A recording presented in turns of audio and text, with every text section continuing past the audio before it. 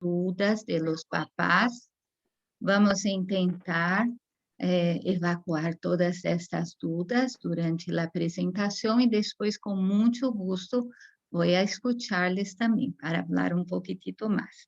Então, agora vou a compartilhar a pantalla. Isso.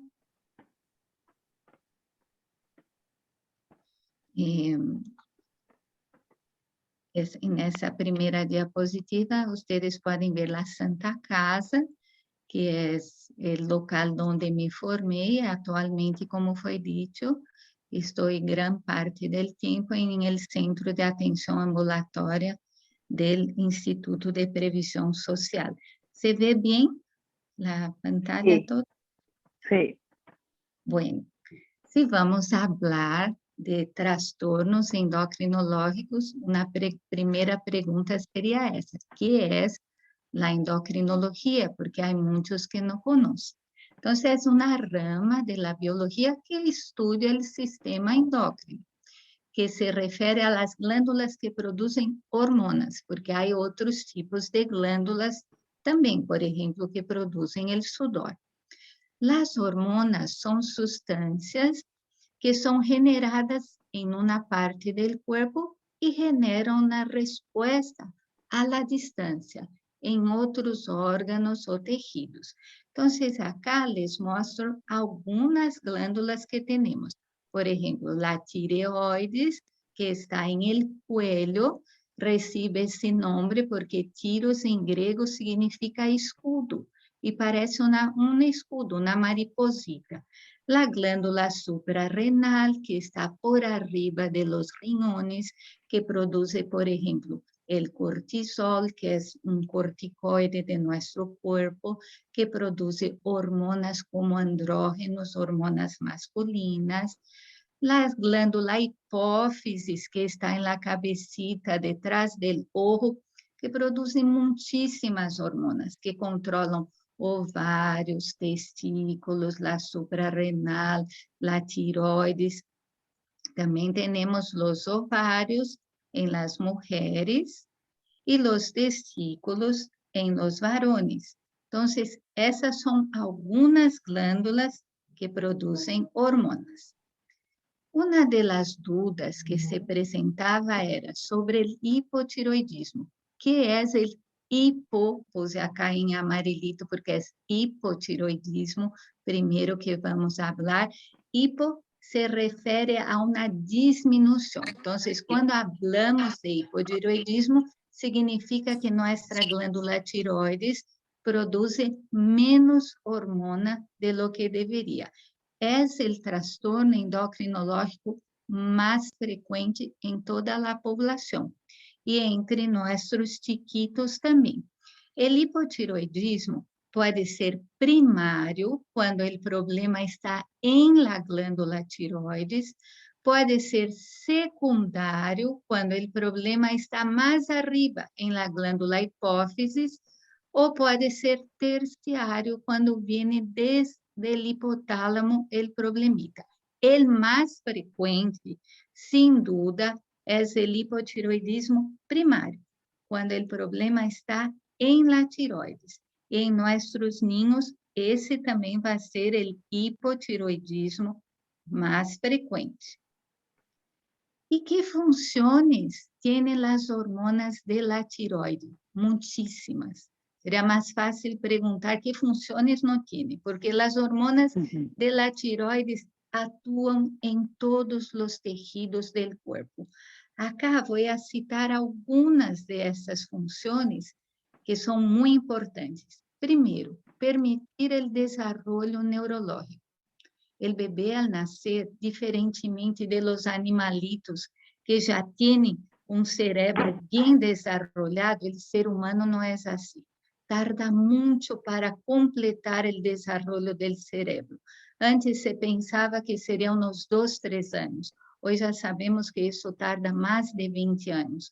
Pero en estos 2, 3 primeros años, las tiroides son esenciales, las hormonas, para que se desarrollen las neuronas de nuestro cerebro. Também controla a produção de la sangre, permite regular a formação de los glóbulos blancos, de los glóbulos rojos, controla los latidos cardíacos e o ritmo del intestino. Entonces, cuando faltan las hormonas, los latidos son más despacitos. Cuando hay mucha hormona de la tiroides, los latidos son acelerados. Y también cuando falta la hormona, el intestino no se contrae más, las criaturas son muy estreñidas. Cuando hay exceso, hay diarrea. Modula la textura de la piel, permite que nossa pele esteja mais úmida, mais hidratada. Também controla a produção de todas as outras hormonas. Por exemplo, quando há problema de crescimento, sempre o primeiro que temos que verificar é como está a tiroides. Depois pensar em hormona de crescimento.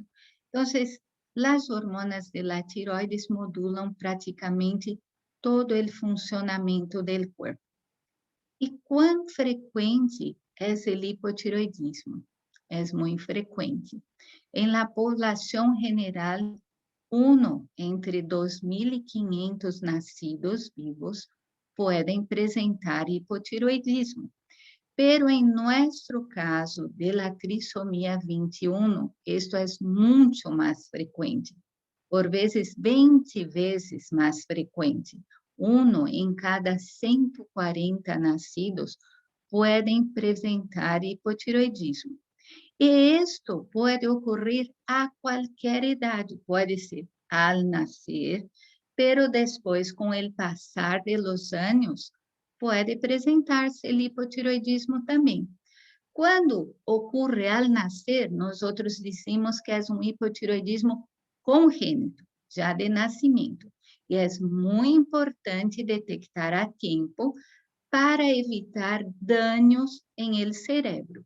É importante detectar e começar o tratamento dentro das primeiras 3 semanas de vida, antes do mês de idade.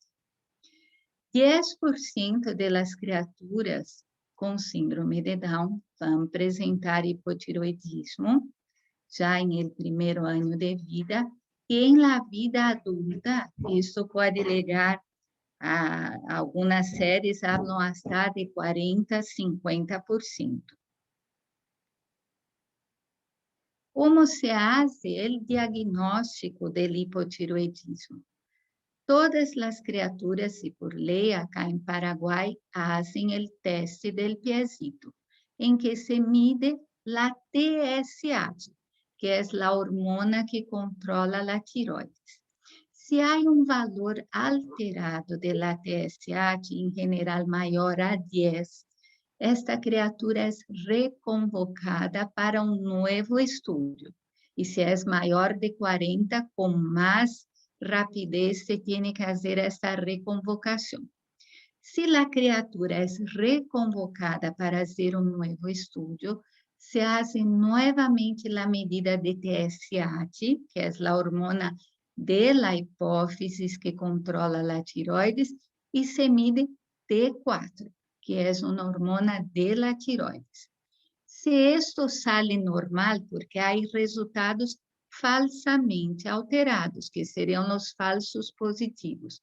Se sale normal, igual a los 6 meses de vida, todas as criaturas com a trissomia devem repetir o estudo de la tiroides. E depois, ao ano de idade, novamente, por essa incidência tão elevada de hipotiroidismo. Acá há uma situação muito especial que eu pongo acá do hipotiroidismo subclínico, que temos que cuidar muito disso. Por quê? A hipófise das criaturas com a trissomia tem uma certa resistência à ação das hormonas de la tiroides. Então, há muitas criaturas que em los primeiros 2, 3 anos de vida têm a TSH mais elevada que as demais criaturas, pero que não é un hipotiroidismo todavía, es algo subclínico. Estas criaturas ameritam um segmento, não um tratamento, a não ser que tenham uma cardiopatia associada. Quando há uma cardiopatia, não toleramos níveis tão elevados de TSH. Se passa de los 12, já preferimos tratar. Pero estas criaturas têm que ser seguidas mais a menudo para diferenciar se é esta situação fisiológica em la trissomia 21 ou se passa a ser um caso de hipotiroidismo mesmo.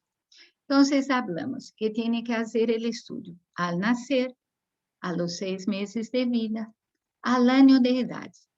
Se hasta 1 ano de idade esta criatura está com todos os estudos de la tiroides normal, esse screening ou esse segmento deve seguir a largo del tempo, porque a cada ano se tem que fazer o estudo de la tiroides, mesmo que a criatura não tenha nenhuma clínica de hipotiroidismo.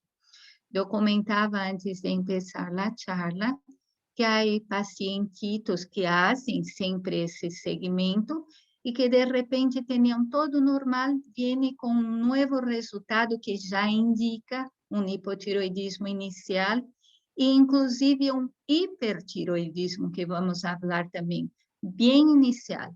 Então, quanto mais precoce é o diagnóstico, melhor vai ser a evolução desta criatura. E digo mais, anteriormente, anos atrás, quando não se fazia o teste del piecito, ou quando não se tinha esse conhecimento, muitas criaturas com síndrome de Down tinham um retraso neuromotor muito importante. E se pensava que isso era parte da trissomia, e não era. Era por el hipotiroidismo associado. E o hipotiroidismo é uma situação passível de tratamento e que evita sequelas neurológicas quando tratado a tempo. Essa é a causa de dano neurológico mais frequente e passível de prevenção em tratamento. Então, é muito importante fazer sempre o estudo de la tiroides. Quando a criatura vai crescendo, não vai ser um caso de hipotiroidismo congênito. Se é que se apresenta um caso de hipotiroidismo a idades posteriores, provavelmente vai ser por um problema autoimune. O que quer dizer? Que a própria pessoa produz substâncias em seu corpo, anticorpos, que atacam sua glândula tiroides. Então, à medida que vão crescendo, además de medir seu TSH, seu T4, também fazemos a medida de anticorpos antitiroideus. Por exemplo, eu pus acá o TPO, pero pode ser também o anticorpo antitiroglobulina. E há um outro anticorpo que se chama antirreceptor de TSH, que se faz quando sospechamos de hipertiroidismo. Por agora, aún estamos falando do hipotiroidismo. E quais são os signos e sintomas do hipotiroidismo congênito? É uma criatura que pode ter a icterícia, esse color amarillo de la piel, por um tempo mais prolongado e mais intenso. É um bebê muito tranquilo, bonito, que dá gusto, não llora, não se move, não dá nenhum trabalho, pero o bebê não tem que ser assim. Tem um llanto ronco, a voz do bebê está ronca, um tipo de voz que é mais grave, por el hinchazo que tienen las cuerdas vocales. La carita está hinchada, tiene la lengua abultada, como que grande também, que se llama macroglossia, tiene una hernia en el ombliguito, una constipación, un bebé que se va de cuerpo, quizás cada 10, 12 días. La piel es fría, es seca, áspera, moteada. Un bebé hipotónico, muy flácido, que succiona de manera muy débil, puede tener una anemia intensa. Todos esos síntomas que estoy hablando tienen relación con las funciones de las hormonas tiroideas que citamos anteriormente, que controla todos esses ámbitos del cuerpo. E muito importante, quando temos um bebê já com esses sintomas, estamos chegando um pouco tarde, por isso temos que fazer o teste del piecito.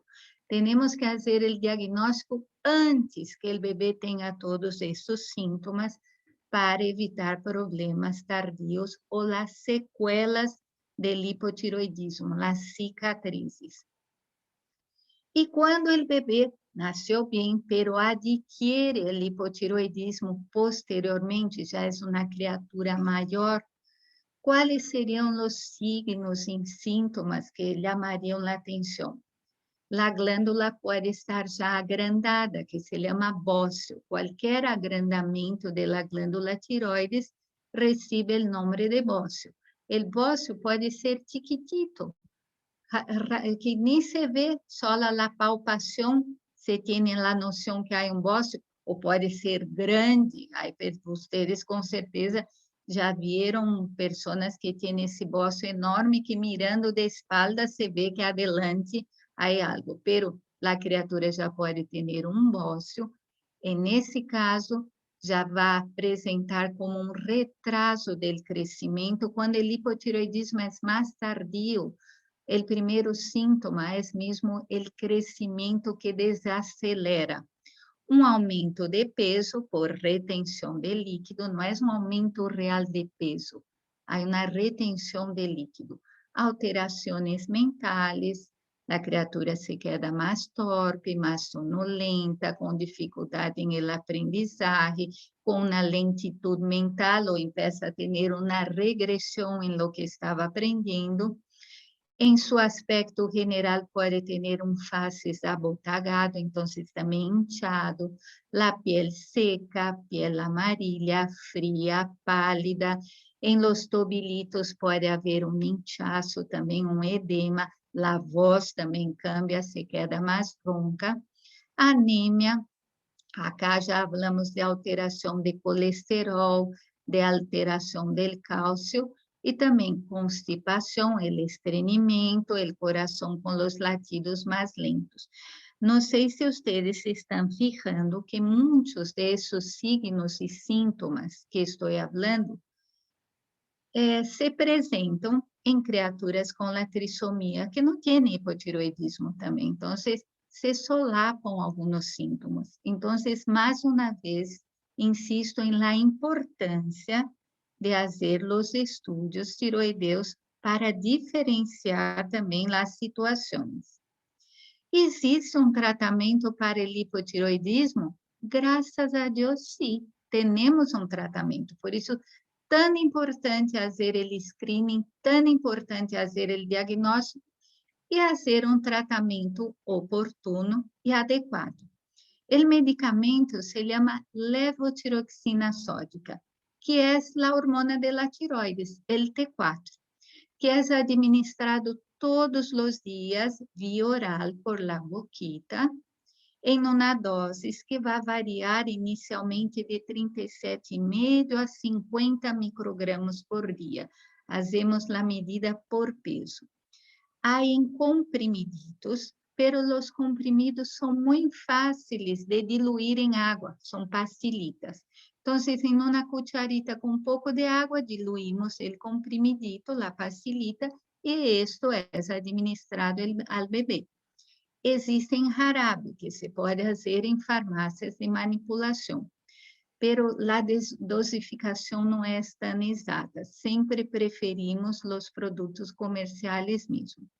De preferência, administramos por la manhã, porque é uma hormona que mantém a criatura mais ativa, e em ayunas, porque de la pastillita que vamos administrar, solo 40% vai passar à sangre. O restante se vai perder em el tubo digestivo. Por isso é importante que seja em ayunas. Se é um bebê que toma biberón, que mama, nós pedimos que seja 1 hora antes da próxima toma de seu biberonzito, ou meia hora ou 2 horas depois que já tomou seu biberonzito. Hablamos um pouquitito do hipotiroidismo. Agora há outra situação, ao contrário, ao revés, o hipertiroidismo. Então, quando falamos de hiper, é um excesso de hormona de las tiroides. E quais seriam os sintomas? Todo ao contrário do hipotiroidismo, é uma criatura que está muito acelerada. Em geral, há o bócio também. Há palpitações, o coração muito acelerado, as manos são calientes e sudorosas. Não se olvidem que as hormonas de la tiroides controlam essa textura da pele. Se há muita hormona, essas manos, contrário ao hipotiroidismo, vão estar muito calientes. A criatura perde peso porque está todo o metabolismo acelerado. Come, come, come e baixa de peso. Tiene diarrea, está muy agitado, tiene insônio, los ojos pueden estar saltones, si es un caso de hipertiroidismo, que se llama enfermedade de Graves, ou se é um hipertiroidismo por outras produções de autoanticorpos que não são el Graves, não vão a ter el ojo saltón. Como estava explicando, os sintomas são muito diversos, mas há alguns que são mais frequentes em el hipertiroidismo, que seria o aumento da glândula, que se chama bócio, o coração acelerado, alteração da pressão arterial, os ojos saltones, o aumento do apetito, os temblores de manos, la pérdida de peso, la intolerancia al calor, entonces pode estar fazendo um frio de 8 graus e essa pessoa está com calor, porque seu corpito está muito acelerado, está sentado e é como se seu corpito estivesse correndo por la manzana 24 horas del dia. Está sempre decaído, sempre cansado e pode ter la diarreia. Há tratamento para o hipertiroidismo? Também há tratamento. E quais são os objetivos quando fazemos esse tratamento? Diminuir o excesso dessas hormonas tiroideas. Para isso, utilizamos um medicamento que se chama metimazol. O metimazol é muito eficiente para controlar o hipertiroidismo, pero é uma medicação que sempre habla a los papás muito traicionera, que nós temos que utilizar por um tempo muito largo e pode ocasionar efeitos secundários muito importantes. Entre esses efeitos secundários seriam a hepatitis, uma inflamação aguda do hígado, ou uma redução dos glóbulos blancos, que é algo muito sério. Então, durante o tratamento, o monitoreio tem que ser muito frequente e esta medicação, independente da dose e do tempo de uso, pode ocasionar esses efeitos secundários. Então, quando estamos tratando um hipertiroidismo, sempre em um contato muito estreito com a família, estar atentos a esses possíveis efeitos e optar por um tratamento definitivo do hipertiroidismo, assim que possível. Vamos falar disso também. O outro medicamento que utilizamos é o propranolol, para bloquear os efeitos periféricos das hormonas tiroideas. Como dijimos, as criaturas têm nerviosismo, temblor de manos, o coração acelerado, então utilizamos esse medicamento para reduzir esta sintomatologia enquanto não controlamos bem o hipertiroidismo. E o outro objetivo é lograr que essa glândula vuelva a ter um funcionamento normal, pero não existe uma cura específica para o hipertiroidismo. Muito raras vezes isso vai entrar em remissão, ou seja, desaparecer o hipertiroidismo para sempre. Então, vamos compensar essa glândula, normalizar e depois falar do tratamento definitivo. Estamos falando de hipertiroidismo, não de hipotiroidismo. E como havia dito, os diversos tratamentos não são isentos de complicações. O tratamento do hipertiroidismo, então, é medicamentoso, em uma fase inicial, que pode prolongar-se até por uns 2 anos, esse tratamento medicamentoso. Pero depois temos que falar do tratamento definitivo, para eliminar a situação do hipertiroidismo, que seria com o radioiodo, em que a pessoa se vai ao laboratório de medicina nuclear e por boca recebe o iodo radiativo que vai queimar essa glândula para eliminar o órgão branco de esses anticorpos que estão estimulando a glândula. A glândula tiroides está llena de iodo, porque as hormonas da tiroides estão formadas por iodo.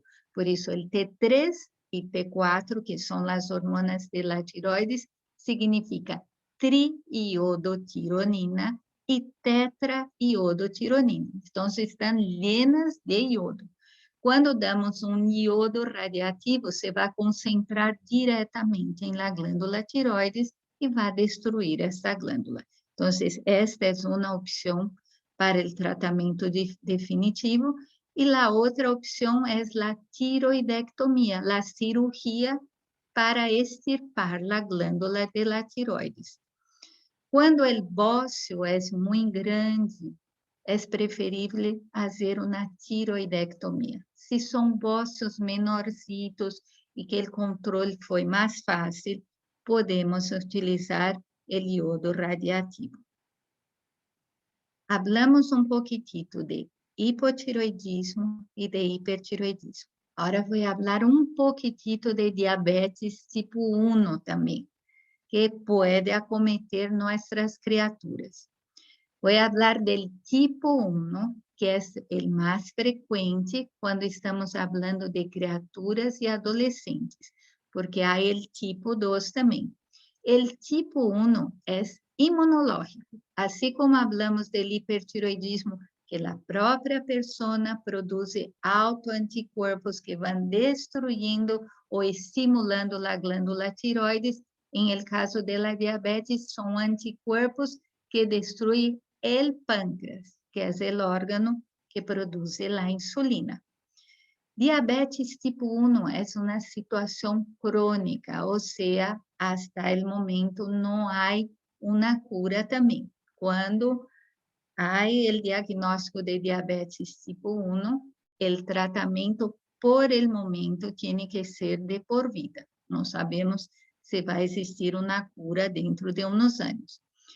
Pero é uma interação de um fator genético, ou seja, a pessoa tem uma predisposição genética a ter a diabetes, e vem um fator ambiental que desencadena a situação da diabetes, que acaba estimulando o sistema imunológico a produzir estas substâncias que vão destruir o pâncreas. Como havia dito, se vai destruindo o pâncreas e especialmente as células beta do pâncreas que produzem a insulina. Quando há uma diminuição de insulina importante, ocorre a elevação da glicemia, ou seja, o açúcar em la sangre sube. É como se vai fazer o diagnóstico da diabetes. E estamos falando acá, diminui insulina, sube açúcar em la sangre, e não sei se vocês sabem o que é a insulina. Então, esta imagem eu utilizo muito com os papás quando fazemos o diagnóstico de diabetes tipo 1. A insulina é como uma chave que permite que a energia entre dentro do corpo. Quando comemos, o alimento ele se transforma em nutrientes, que se transformam em açúcar dentro de nosso corpo, e isso tem que entrar em la célula para generar energia. Se não há insulina, por mais que a pessoa coma, não entra a energia em el corpo, se queda todo em la sangre, por isso sube açúcar em la sangre. Então, a insulina é essa chave que permite essa absorção de la energia em el corpo. Em la diabetes tipo 1, já não há a produção de insulina adequada. Em la diabetes tipo 2, que ocorre mais frequentemente em adultos, se o indivíduo produz bastante insulina, pero é uma situação em que a ação da insulina está inadequada. Em geral, são pessoas obesas, mais sedentárias, e a produção da insulina é alta, pero já não é suficiente para seu corpo, diferente do tipo 1. E quando nós temos que pensar em diabetes tipo 1, em qualquer pessoa, quando uma pessoa empieza a consumir muita água, que é chamativo, dia e noite tomando água, por la madrugada despertam, querem água, urinam todo o tempo, estão bajando de peso, e estão muito decaídos, desganados, porque não há energia em seu corpo, come, come, come, e não entra a energia em seu corpo. Há que pensar em diabetes tipo 1, e com uma provita tão sencilla, que é a glicemia capilar, já podemos detectar se há a diabetes ou não. Quais seriam, então, os critérios diagnósticos para dizer que há a diabetes tipo 1? Cada eu puse primeiro essas letritas, HB, A1C, isso é hemoglobina glicada. Hemoglobina glicada é uma medida indireta de como estuvo o açúcar em la sangre em los últimos 3 meses. Se esse valor é superior a 6,5, já podemos pensar em diabetes. Em geral, as pessoas têm 4, 4,5, 5. Se tem uma glicemia em ayunas de por lo menos 8 horas maior a 126, já podemos estar falando em diabetes. Ou se faz uma prova em que se dá uma sobrecarga de açúcar, de glucosa, e se mide depois de 2 horas essa glicemia está maior de 200, também um critério para diabetes, ou se em qualquer horário, independente de estar em ayunas ou não, a pessoa tem mais de 200. Esses 3 primeiros critérios têm que estar acompanhados de sintomas de diabetes também, que como falamos, uma pessoa que toma muita água, urina demasiado, come demasiado e está bajando de peso. Então, são os sintomas que respaldam esses resultados se estão alterados. E a prevalência de diabetes seria mais elevada em las criaturas com a trissomia 21? Anteriormente se pensava que não, mas hoje já se sabe que sim. É uma prevalência mais elevada, que quizás umas 3 vezes mais elevada, que seria de 0,38% a 0,54%, frente a 0,09% em la população general. Ojo que cada vez temos mais casos de diabetes tipo 1, porque os fatores ambientales influenciam nisso, e em especial os vírus. Depois de nossa pandemia de COVID, tivemos muitíssimos debuts de diabetes, casos novos de diabetes. Não estou falando de pacientes com síndrome de Down, estou falando em geral. Então, estar sempre atentos, que isso pode suceder a qualquer de nossas criaturas. E quando há a diabetes tipo 1, como é o tratamento? Sempre insisto com os pacientes que há 4 pilares para o tratamento de diabetes tipo 1. Sempre les mostro que é como uma mesita que tem 4 patitas. Então, as 4 têm que estar intactas para que a mesita esté em sua posição.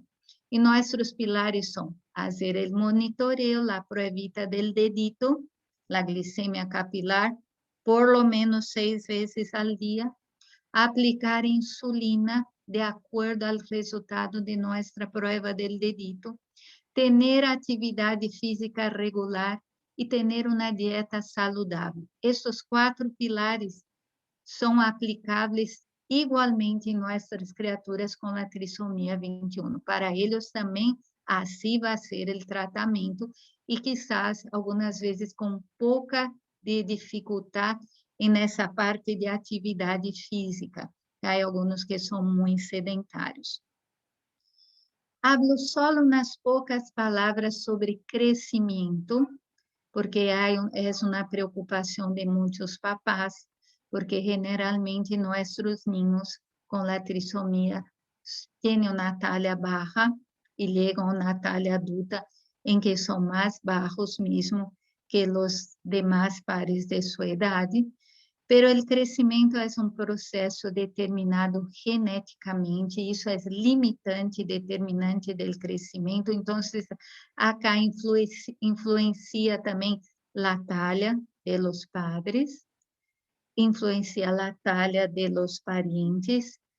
Eu les explico que há mais de 400 genes involucrados em el crescimento, e quando temos alterações genéticas, principalmente as alterações de cromossomas, é muito frequente que ocorra a talha baixa. São poucas as situações genéticas que levam a alta estatura.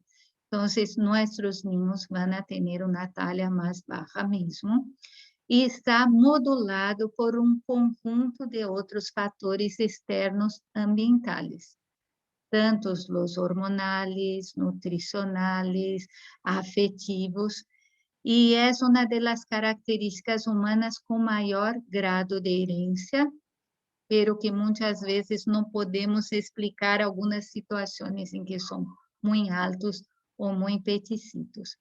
São muitos os fatores determinantes do crescimento. Acá pus o sistema endócrino, por isso muito importante em nossos ninhos detectar se há hipotiroidismo, que sim vai ter impacto negativo a seu crescimento se não é tratado. A nutrição, que deve ser sempre balanceada, uma nutrição saudável. Há muitas criaturas que não estão crescendo bem ou que são de pouco comer, e os papás, em sua afã de que querem que comam, que aumente de peso, não lhes dão uma dieta adequada, lhes llenam de comida chatarra, com muita grasa, com muito açúcar. Isso não vai ajudar em nosso caso. Os fatores intraútero de crescimento são importantes também. Se há alguma patologia associada, em nosso caso, de nossas criaturas, se tem quadros respiratórios repetitivos, se tem a cardiopatia, alguma alteração cardíaca, isso vai ter um impacto em el crescimento também. E são alguns pontos importantes em el crescimento de las criaturas com la trissomia, que muitos desses ninhos já têm um retraso de crescimento durante o embaraço, já nascem mais chiquititos, e não se olvidem que intraútero é o tempo da vida em que uno mais cresce. Um bebê em 9 meses de embaraço chega a ter 50 centímetros. Se o embaraço fuera de 1 ano, os bebês nasceriam com 66 centímetros. Então, muitos de nossos ninhos já nascem mais chiquititos, e isso já é uma perda considerável para a talha final.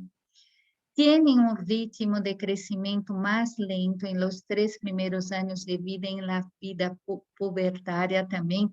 Em geral, em la fase pré-pubertal, as criaturas crescem 5 a 7 centímetros por ano. Os ninhos com a trissomia crescem menos que isso, e cada ano vamos sumando menos a la talha final. E para complicar um pouco mais a situação, o estirão de crescimento das criaturas con la trisomía es más precoz que el estirón de las demás criaturas. Entonces, ocurre antes y con eso también disminuye talla final.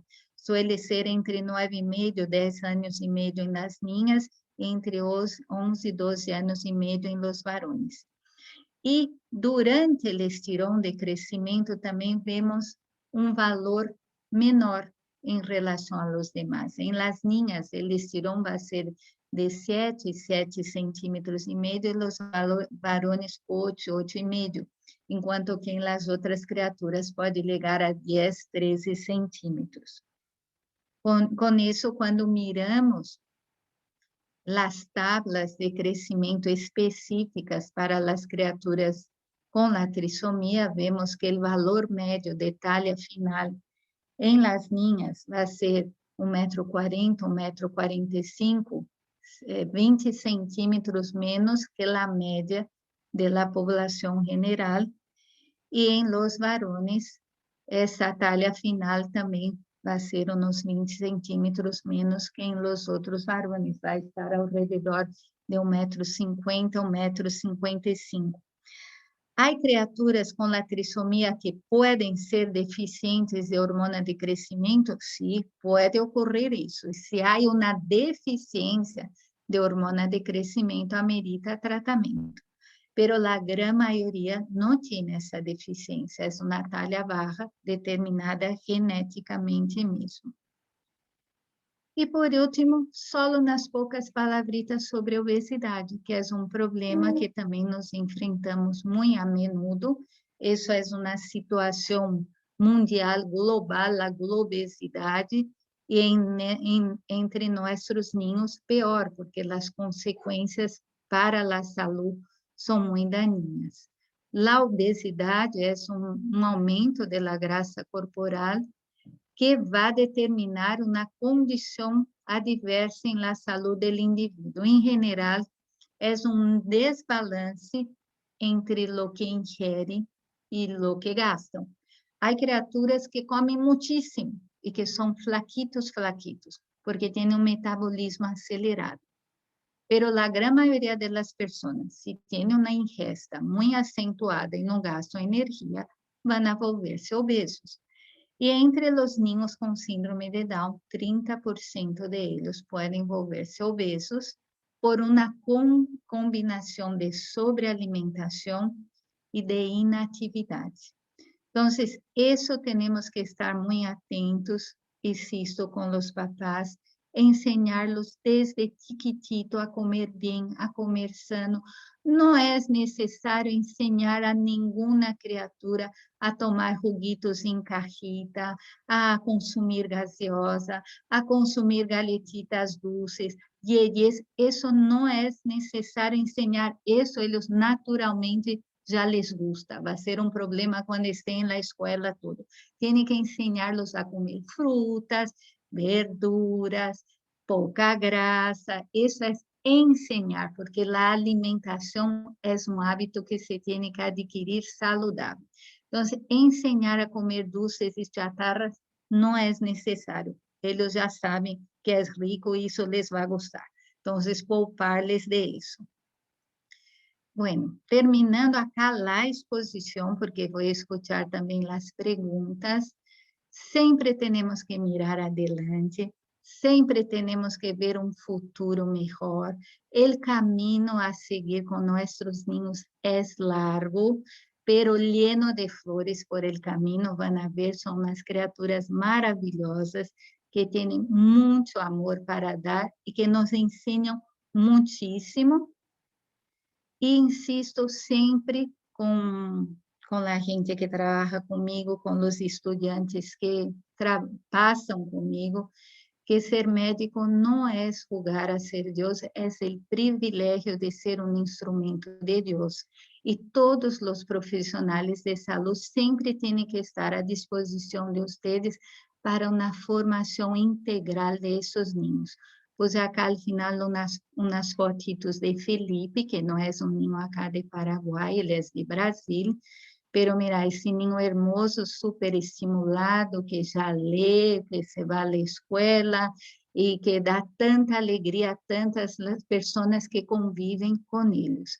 E juntos sempre vamos poder fazer que essas criaturas aproveitem ao máximo seu potencial, porque têm muito potencial. Então, agora vou escutar vocês, que já terminamos acá.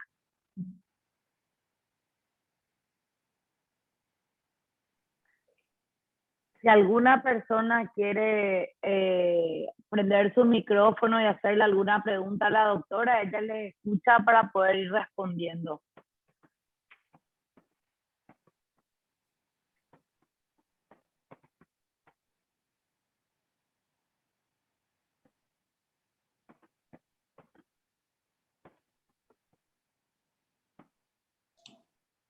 Doctora, justamente antes de empezar la charla habíamos hablado que hay niños que pueden no presentar síntomas y estar ya con un hipotiroidismo. Quería saber si podría explicar un poco más eso y por ejemplo, cierto, el primer año o el segundo año, si los resultados salen todo bien, usted explicó que igual de todas formas es importante hacer el estudio una vez al año. Ese estudio lo puede pedir directamente el pediatra, ¿no es así? Así mismo.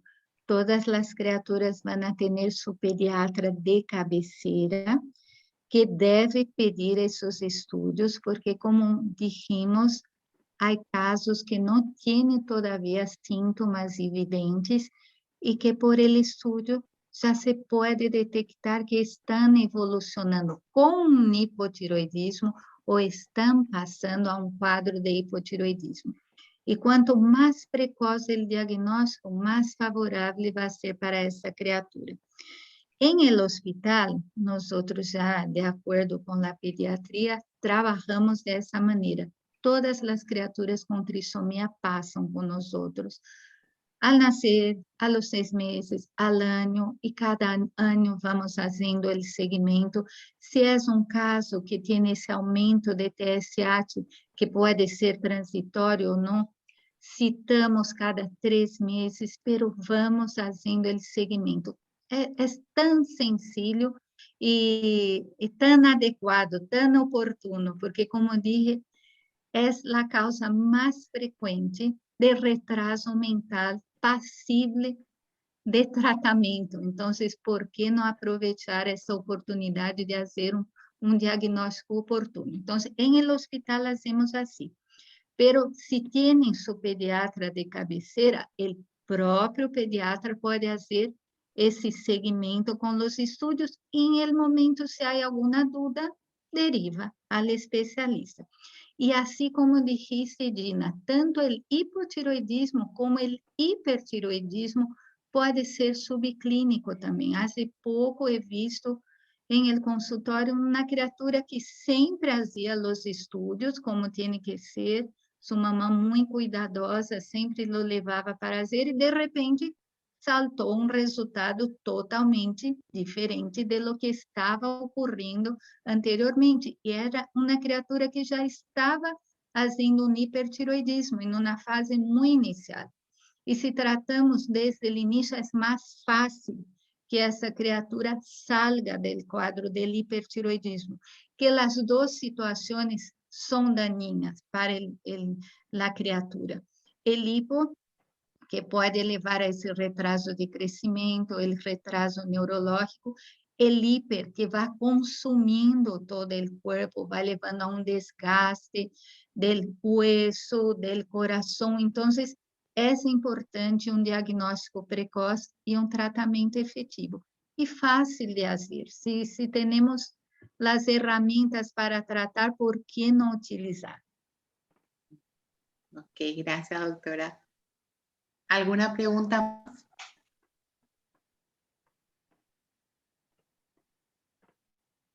Eu sempre digo que animem-se a perguntar. Estávamos dizendo que nenhuma pergunta é inoportuna, nenhuma pregunta va a ser tonta, que se animen a preguntar lo que quieran, si algo no entendieron de lo que hablamos, con mil gustos vamos a repetir y explicar mejor, porque por veces no explicamos bien. Doctora, En el chat, perdón. no, habla Gina, perdón.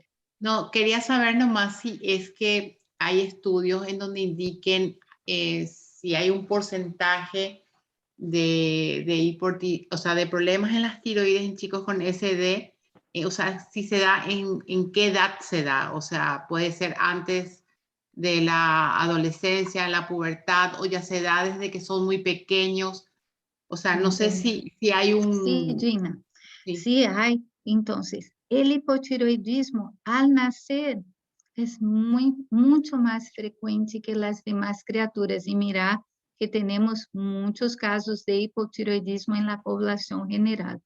Pero en las criaturas con síndrome de Down, 20 veces más frecuente. Importantísimo hacer ese teste del piecito y empezar el tratamiento en las 3 primeras semanas de vida. Y después, si pasamos de esa fase, una edad en que ya aparecen nuevamente los casos, es alrededor de los 4 o 6 años, pero puede aparecer antes también. Y en la adolescencia ocurren más los casos autoinmunes de hipotiroidismo por producción de autoanticuerpos. Entonces, en ningún momento deben dejar de hacer el estudio. Cada año, cuando son adultos también, porque el hipotiroidismo puede manifestarse a cualquier momento, en cualquier persona, pero en los que tienen síndrome de Down con mayor frecuencia. Entonces, siempre hacer el estudio, cada año. Ok, bueno, gracias, doctora. Imagínate. Creo que no hay más preguntas. Ay, sí. En el chat están escribiendo, muy interesante la charla. Gracias, doctora. Otra, Graciela Delis pregunta, buenas noches, doctora. Buenas noches, doctora. Sea uno un chico con síndrome, ¿a qué edad se puede identificar estos casos? ¿Y es hereditario? Pregunta. La pregunta dice, ¿a qué edad se puede identificar síndrome de Down? ¿El síndrome de Down? Sí. ¿O el hipotiroidismo? ¿A qué se No, refería? el hipotiroidismo. No sé si querés entrar ahí abajo en el icono donde dice chatear, está la pregunta, pero el hipotiroidismo es lo que ella quiere preguntar. Sí. Mirar, un chico con síndrome, ¿a qué edad se puede? Entonces, el hipotiroidismo puede ser hereditario. Hay familias que tienen el hipotiroidismo autoinmune, que es más hereditario, o no. En las criaturas con la trisomía, probablemente por esa alteración genética, son más propensos a tener. Quando é congênito de nascimento, pode ser por la glândula que não se formou bem, ou que é mastica, ou que tem alteração em las enzimas que formam as hormonas. E mais adelante, mais por el problema imunológico. Pero por isso se pode identificar a qualquer idade e não devem deixar de fazer o estudo para detectar precocemente. Estoy acá mirando en el chat. Parece que no. O sea, yo lo que creo es que ella quería preguntar, ¿tenga síndrome de Down o no? Los problemas, el hiper y el hipo son hereditarios.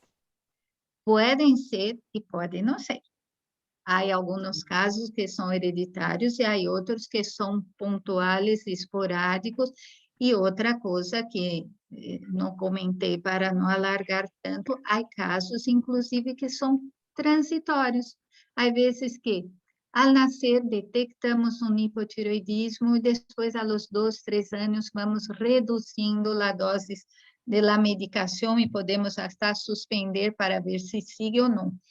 Que casos poderiam ser transitórios? Por exemplo, estou em uma situação muito pontual. Quando um bebê vai nascer, que é por cesárea, se utiliza muitas vezes um antisséptico em la pança da mamã, que é com iodo, para limpar todo o campo quirúrgico. E esse iodo pode ser absorvido e bloquear transitoriamente a tiroides do bebê. Isso tanto em síndrome de Down como em outros bebês. Podemos ter os hipotiroidismos transitórios, ou a mamã estava tomando alguma medicação que podia bloquear a tiroides. Então, podem ser transitórios ou permanentes, que se quedam definitivos. Podem ser hereditários ou esporádicos. Isso pode ocorrer a qualquer pessoa. Ok, y la medicación que se le da de repente a nuestros chicos que creo, teniendo hipotiroidismo, ¿verdad? Creo que se llama T4. Sí. Doctora, ¿eso es de por vida? Vai depender justamente se é um transitório definitivo. A maioria dos casos é definitivo. E tem que tomar de por vida, sim. Eu sempre hablo a meus pacientes com hipotiroidismo, porque há vezes que chegam em la adolescência e não querem mais tomar medicamento, querem provar para ver que passou, se por um acaso o diagnóstico foi equivocado, se podem suspender e suspendem, e les explico. Se suspendem a medicação, todas essas funções da hormona que citamos vão estar alteradas. E quando tem hipotiroidismo mesmo, tem que tomar a medicação toda a vida e insisto com eles. Uma pessoa pode passar dias sem comer que vai aguentar, mas não pode passar dias sem tomar água. Nós outros não podemos viver sem água. Nosso corpo é 70% água. As pessoas com hipotiroidismo não podem viver sem água e sem la T4. Têm que tomar todos os dias para evitar estas sequelas ou alterações importantes em el corpo, em el intestino, em el coração, em la produção de la sangre, em la piel, em la inteligência, la memória, el controle de las demás hormonas. Ou seja, T4 é uma hormona importantíssima, uma pastillita chiquitita que é em microgramas, assim a dose é mínima, pero em hormonas microgramas fazem a diferença. Ok. Hay una pregunta más, doctora. Dice, buenas noches, doctora. Mi bebé tiene hipotiroidismo subclínico. ¿Eso tiene cura?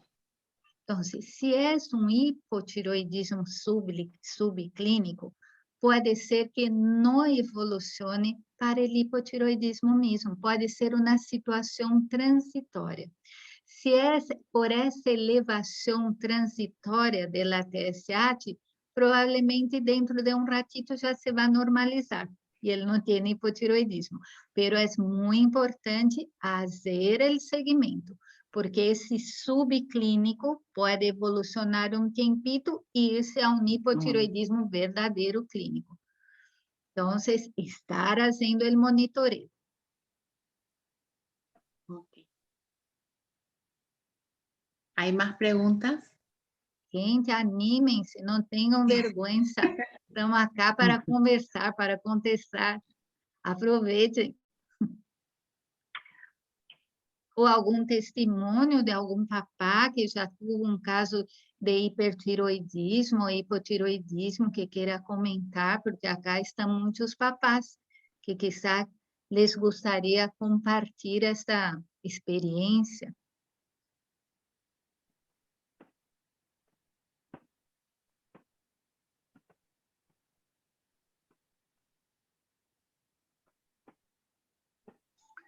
Doctora, Sí, yo quiero compartir mi experiencia con usted como profesional, que sí. siempre fue muy bien atendido mi hijo Santiago Llano por usted desde su nacimiento y siempre en constante monitoreo a él, y gracias a su buena atención mi hijo tiene una buena experiencia de salud y sigo monitoreando con usted. Muchas gracias. Muchas gracias, Graciela.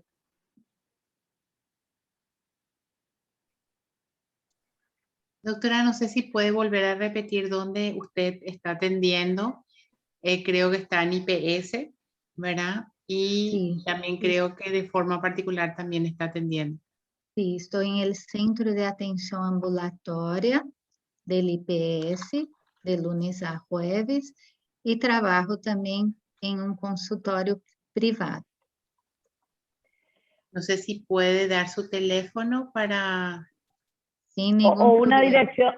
una dirección de mail también puede ser, si quieres No, escribir ahí abajo en el chat, y sin también puede problema ser. yo doy mi teléfono, porque Bueno, yo listo. siempre mismo que agendo los turnos por WhatsApp, doy el número. Es 0981 Sí. 441 988. Puse en los mensajes si alguien quiere. Y gente, es temprano. Yo estoy acá dispuesta a hablar un poco más. No es posible que nadie más quiera hacer ninguna preguntita.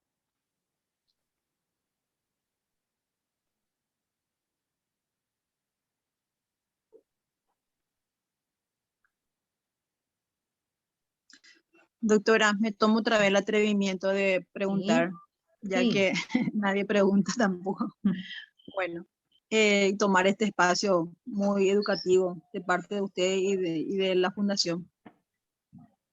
Usted había dicho hace rato que en relación a los chicos que llegan a cierta edad, como sería la adolescencia, y empiezan los cambios hormonales. En ese trayecto de los cambios hormonales, no difiere la toma de medicamentos, no hay ese cambio como para positivo de tomar más o menos esa medicación del T4. Muy buena la pregunta, Graciela. Así como cuando las personas van creciendo, van produciendo más hormonas, en general los chicos al crecer, aumentar de peso, de talla, también tenemos que aumentar la dosis de la levotiroxina, porque isso calculamos mais ou menos por peso e superfície corpórea.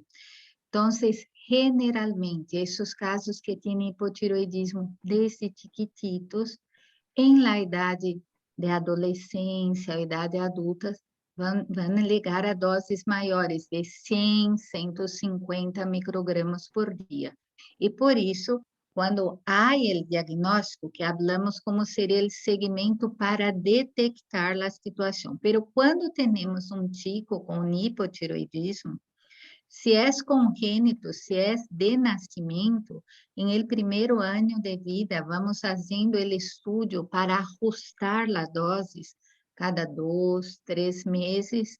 Em el segundo ano de vida, cada 3 meses, por lo menos, e depois, por lo menos, a cada 4 meses, hasta já chegar a sua adolescência e vida adulta.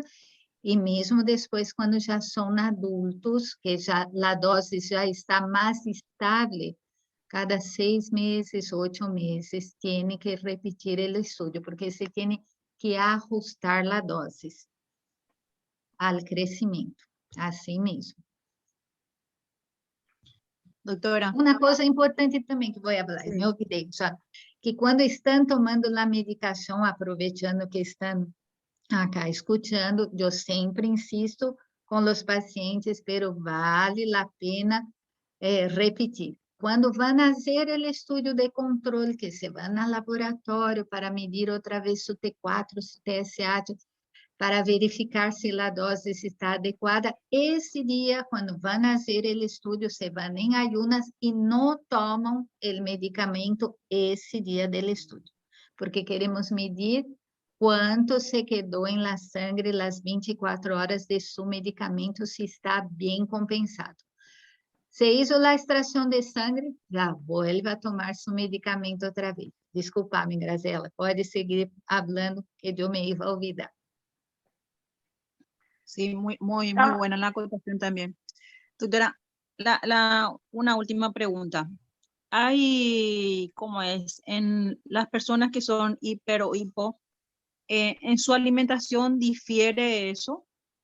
Não, não difere, pode comer de todo, como todos, pero una dieta siempre saludable, principalmente en nuestros niños que tienen esa tendencia a obesidad. Tener horário para comer, elegir bem os alimentos e evitar alimentação muito calórica, porque se facilmente vão ligar à obesidade, e se ligamos à obesidade, muito facilmente vamos cair em la diabetes tipo 2.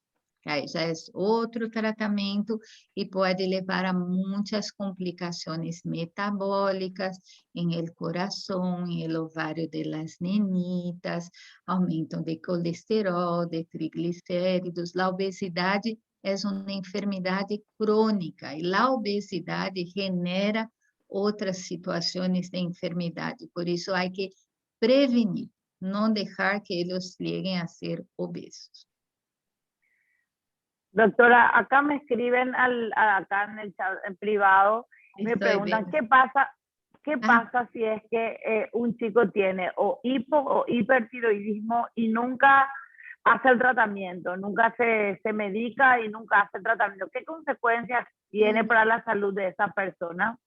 Qué triste va a ser, porque como había mencionado para ustedes, muitos anos atrás, antes de que se haga essas pruebas del teste del piecito, eu penso que várias pessoas tiveram oportunidade de conhecer chicos, já adolescentes ou adultos com síndrome de Down, que tinham uma pele extremadamente seca, um retraso mental importantíssimo, e isso se pensava que era por el síndrome de Down, e não era.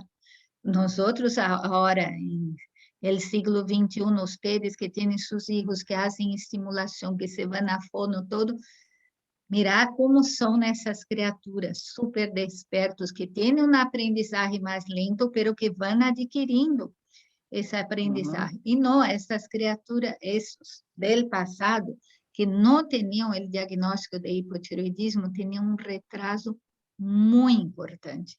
Então, se uma pessoa tem hipotiroidismo e não se faz o diagnóstico, não se faz o tratamento, o dano neurológico é importante, tem a pele extremadamente seca, um estreamento que é muito custoso para eles, não podem aprender, não têm inteligência, não têm memória, porque sem essas hormonas não se pode viver bem. E se é um hipertiroidismo, o desgaste para o organismo também é brutal.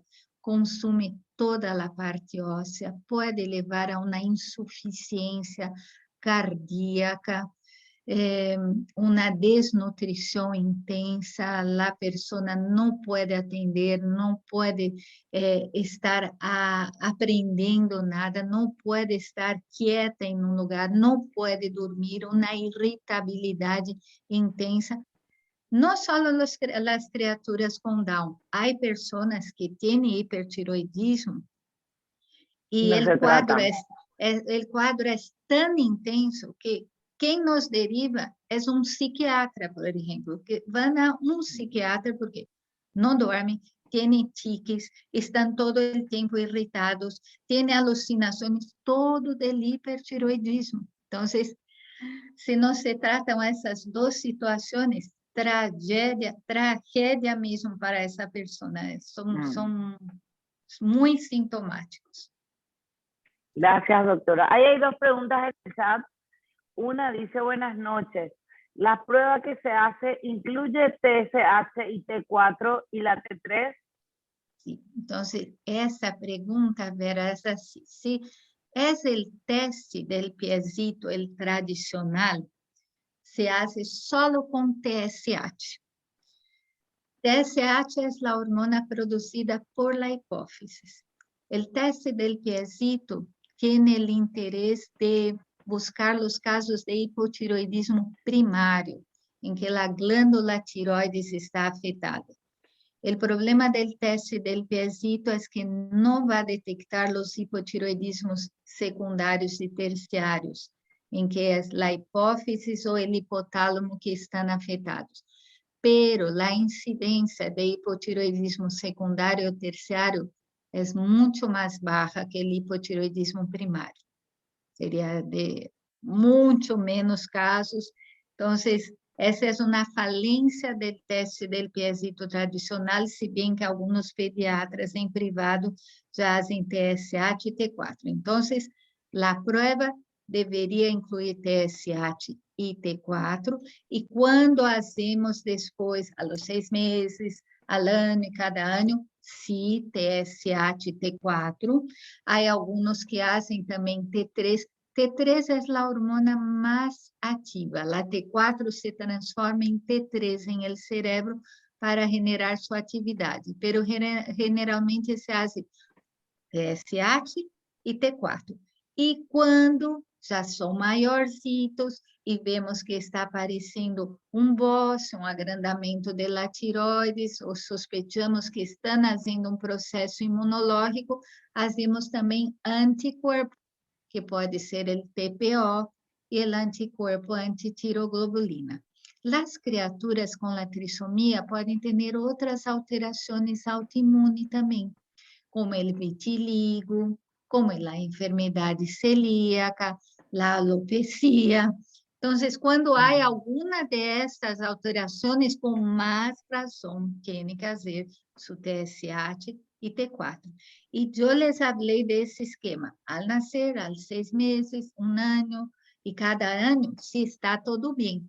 Se isso com 2 anos de idade, tem que fazer com 3, e de repente não está crescendo bem, essa criatura está mais lenta, está mais dormilona, algo passa aí, vamos fazer o estudo antes do ano, não é para esperar o ano. Depois havia outra pergunta, não sei se está bem, Vero, se já te contestei essa bem, entendiste como é? E há outra pergunta acá, se meu bebê está com quadro gripal, se pode realizar a análise de sangue e a ecografia de la tiroides?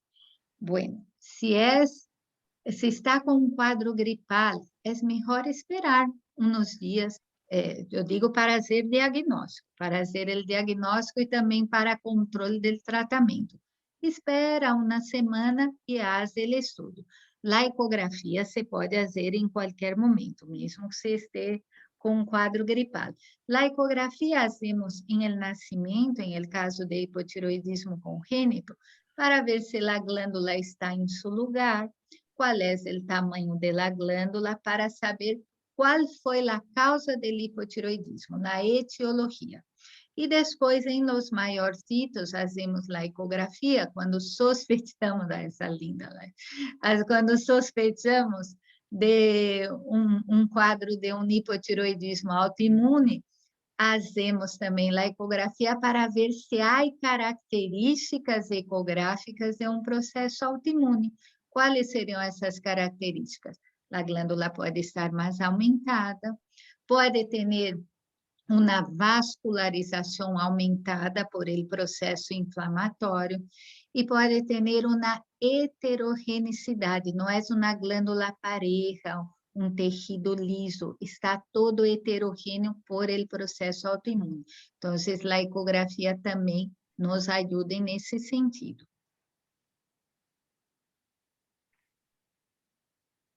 E cada criatura linda aparecendo por aí.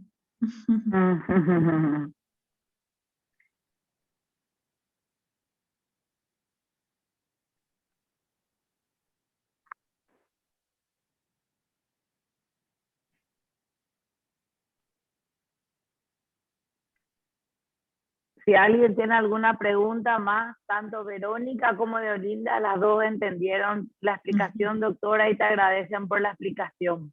Sí, estoy viendo acá. Gracias.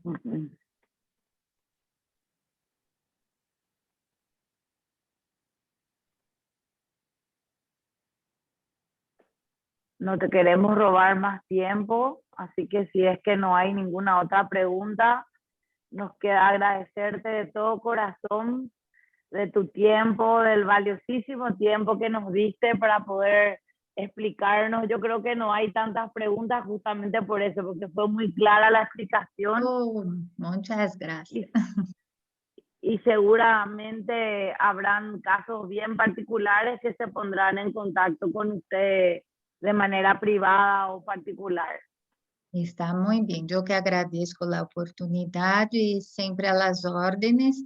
Es un placer estar en esos grupos. Yo sé que las fundaciones son muy importantes. Entre los padres se comparten experiencias. Nosotros podemos muchas veces hablar del punto de vista médico, científico, pero el día a día es distinto y el testimonio de cada uno ayuda muchísimo a cada papá.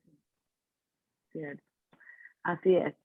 Gracias, doctora, por su tiempo. Gracias por participar con nosotros y por ayudarnos con su conocimiento de parte de la Fundación Down. Nuestro cariño para usted y muchas gracias. Gracias a usted.